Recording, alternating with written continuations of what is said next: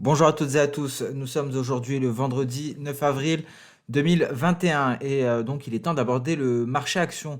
Aujourd'hui, nous allons nous concentrer sur l'action Twitter et nous allons voir quelles sont les perspectives pour la société depuis notamment le départ de Donald Trump. Alors avant de débuter cette vidéo, nous allons commencer par un traditionnel rappel légal.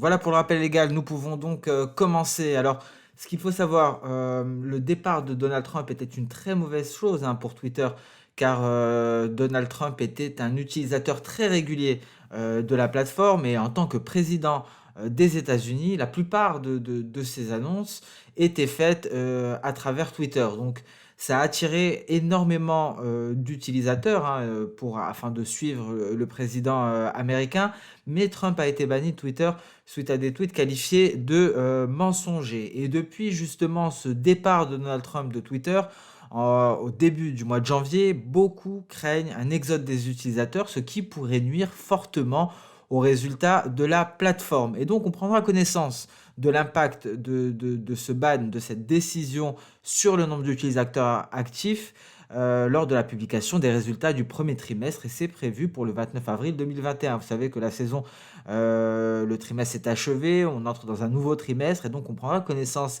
des résultats des entreprises et la semaine prochaine, les banques américaines ouvriront le bal et donc ce sera au tour de Twitter le 29 avril 2021 et on pourra donc constater l'effet du départ de Donald Trump sur les utilisateurs actifs de Twitter. Et donc pour l'après-Trump, quelles sont les perspectives pour la société Twitter? Alors les prévisions de la société sont optimistes. La croissance des utilisateurs était d'environ 20% en janvier 2021 et la société prévoit de faire passer le nombre d'utilisateurs actifs quotidiens à 192 millions au T4 2020 et compte atteindre le cap des 315 millions d'utilisateurs monétisables d'ici la fin 2023, ce qui représente 123 millions de nouveaux utilisateurs en moins de 3 ans. Alors, les utilisateurs monétisables, hein, ce sont les utilisateurs qui sont connectés quotidiennement et sont exposés aux spots publicitaires. Il faut savoir qu'une grosse partie des revenus de Twitter, mais également Google et Facebook, provient des recettes publicitaires. À noter tout de même que Twitter a connu une croissance des utilisateurs plus lente au T4 2020 que les autres plateformes de médias sociaux, mais il y a tout de même eu une croissance. Et le chiffre d'affaires devrait doubler pour atteindre 7,5 milliards de dollars en 2023. Alors il y a eu également un récent rapport de Bloomberg qui a fait surface et qui a donc propulsé l'action Twitter à la hausse en ce début de semaine, car visiblement Twitter aurait cherché à conclure un accord de rachat avec Clubhouse en revalorisant la société à 4 milliards de dollars. Alors ce sont des négociations qui ont pris fin sans aboutir et cependant Twitter, il semblerait que Twitter reste déterminé à développer ses activités, hein. Clubhouse est une application de messagerie vocale. Alors, à noter que Twitter, Facebook ou même Microsoft ont commencé à développer leurs propres applications de chat par messages vocaux et donc cette éventuelle acquisition de Clubhouse donnerait un réel coup de fouet à Twitter car la société américaine, cela lui permettrait d'acquérir une application très reconnue qui compte 10 millions d'utilisateurs actifs par semaine. Donc ce serait un réel coup de maître hein, de la part de Twitter si jamais ces discussions venaient à aboutir, hein.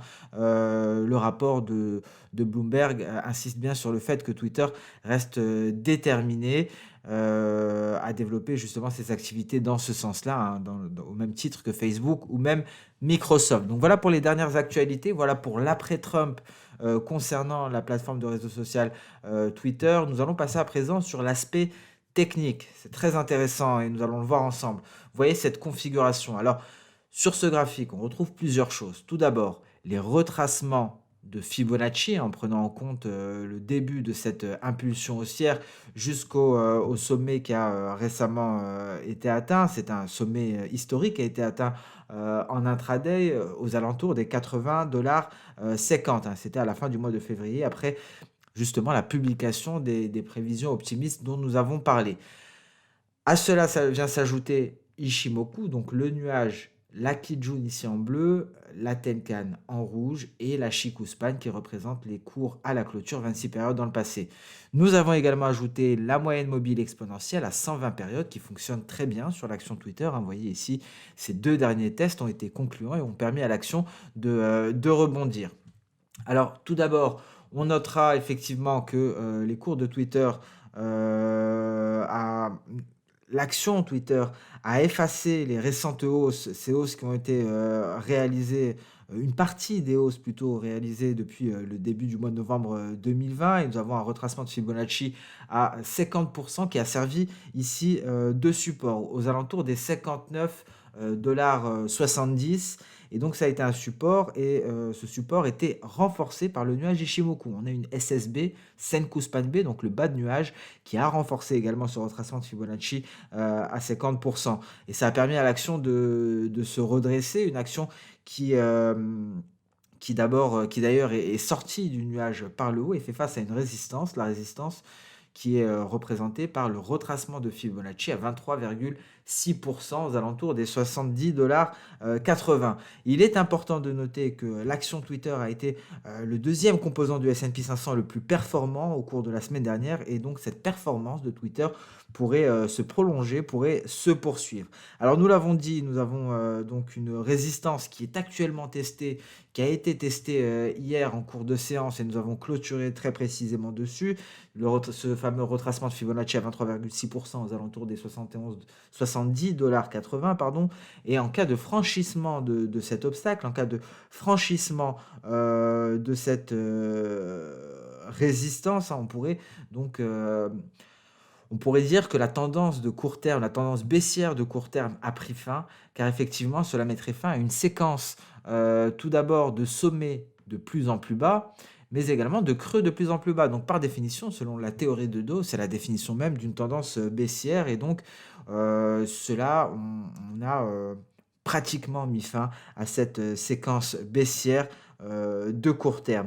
Et on attendra bien entendu concernant Ishimoku que la Chikuspan parvienne à franchir cette bougie rouge, mais également la Tenkan pour avoir une validation du signal qui a été donné précédemment lors de la sortie de nuage par le haut. Donc vous l'aurez compris, des perspectives d'un point de vue technique prometteuses pour Twitter, mais également d'un point de vue fondamental. On attendra donc avec impatience les résultats de la société.